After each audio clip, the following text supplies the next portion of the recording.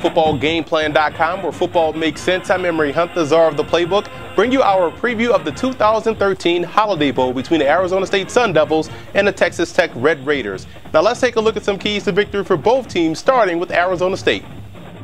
After a tough loss in the Pac-12 championship game, Arizona State is looking to bounce back in the Holiday Bowl, and versus Texas Tech, I look at the Sun Devil offensive line in relation to the running game. I believe clock control is going to be key versus a team like Texas Tech, so they're going to have to bring their A game up front. So expect a healthy dose of DJ Foster and Marion Grice very early in this ball game. On the defensive side, obviously the focus will be in the secondary, but I think the true focus has to be with the Sun Devils pass rush. It's imperative for defensive coordinator Paul Randolph to dial up some exotic pressures, stunts, and different looks early to keep Texas Tech out of sync. You then look at ways they can take tight end Jason Marrow out of the equation. He's their big play threat and their main man on third down, and in the red zone, bracket him and force others to make plays consistently.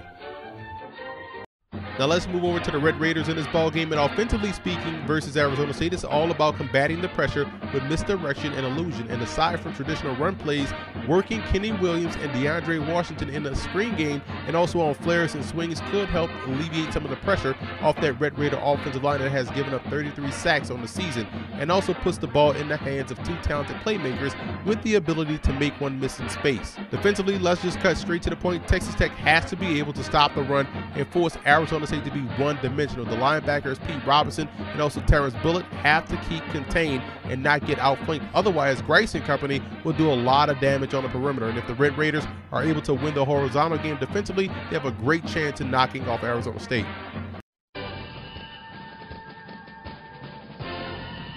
I believe the X factor in this ball game will be that inside running attack for Arizona State. Like I mentioned before, Texas Tech gives up a lot of yards on the ground, so look for more of your inside zone, your gap plays, your gut plays. I think those type of running plays inside could lead the Sun Devils to success on the ground.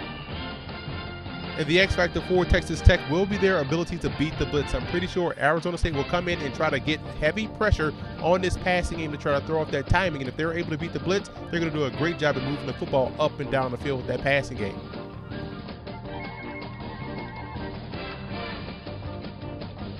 Now here are some coaching points for both teams in this ball game. For Texas Tech, you want to take the approach of a sniper rather than a gunslinger. You want to be accurate, you want to be concise, you want to be efficient. If they can do that on both sides of the ball, I believe they can have a lot of success. And on the interior offensive line, they need a stellar performance versus the defensive front going against an outstanding defensive tackle and Will Sutton. They have to keep him entertained at the line of scrimmage if they want to have success moving the football. You have to win the horizontal game on defense. Arizona State does a great job in attacking the perimeter.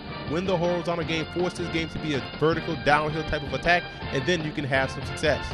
And for Arizona State in this ball game, they're going to need consistency on both sides of the ball. I feel as though when you watch the Sun Devils play, you're going to see four different football teams. They need one team to show up in this bowl game versus Texas Tech, and pressure disrupts the timing. We talked about that earlier. You have to be able to disrupt the timing of the Red Raiders passing game if you want to have a chance. You cannot get lost in space and run a lot of unique route combinations in their passing game. If you get lost in space, it's going to be a big play down the seam to Jason Marrow or a big play down the sideline to Eric Ward.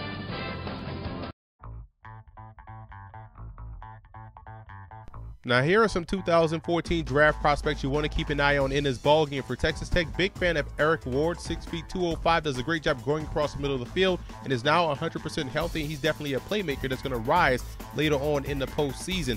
Jason Marrow has already said he's going to go back to school, but in case he changes his mind, he's one of the best tight ends in the country, 6'5", 250, a junior. Kerry Hyder, outstanding defensive tackle, 6'2", 280, can't play the 5 technique, but also can kick down as a 3 technique, can be just as effective.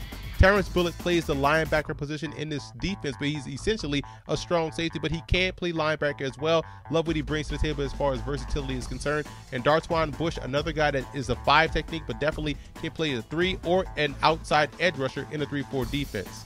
And for the Sun Devils, there's a lot of talent on that football team. Will Sutton is one of the best defensive tackles in the country at 6'1", 305. Marion Grice, outstanding and versatile playmaker. Like I've said before, reminds me a lot of Ricky Waters and what he brings to the table from an offensive standpoint. Carl Bradford is a junior guy that brings tremendous edge rushing ability. And I also like what they have in the secondary with cornerback Robert Nelson, a senior at 5'11", 170.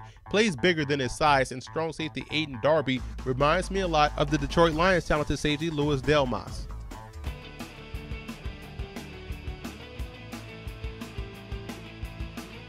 The 1986 Holiday Bowl, as always, was an exciting game between the 19th-ranked Iowa Hawkeyes, led by Coach Hayden Fry, and the San Diego State Aztecs, who was 8-3 on the season.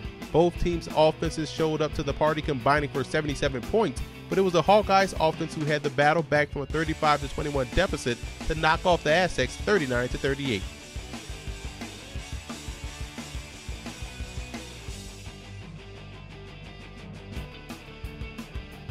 In what is considered the best team in school history, the 1970 Arizona State Sun Devils took on the North Carolina Tar Heels in the Peach Bowl. In this high-octane Sun Devils offense led by legendary coach Frank Kush, Arizona State was able to dominate UNC 49-28. Despite the snow in the second half, the red-hot Sun Devils moved their season record to a perfect 11-0.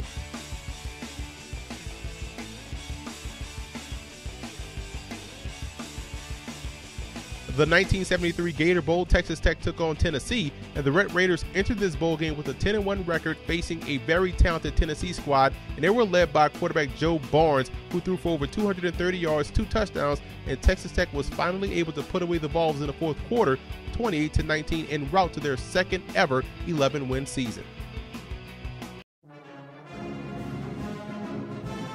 Defensive tackle Gabriel Rivera, a.k.a. Senior Sack, was an outstanding defensive lineman for Texas Tech from 1979 to 1982. He finished his Red Raider career with over 320 tackles, 34 TFLs, and 14 sacks. Was also named the Southwest Conference Defensive Player of the Year in 1982 and was a 3-time consensus All-American.